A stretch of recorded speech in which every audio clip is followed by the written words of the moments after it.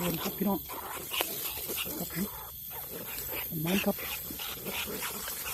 ไงครับไงอุดไงโอ้โคตรไงครับพี่น้องโคตรไงครับ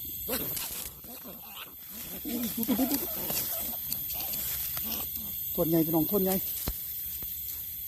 นี่ครับผมต้นทองอยู่ใกล้ต้นทองครับมันหมานครับพี่น้องต่อเข้าเตียนครับผมเอามันหมานครับต้นทองมา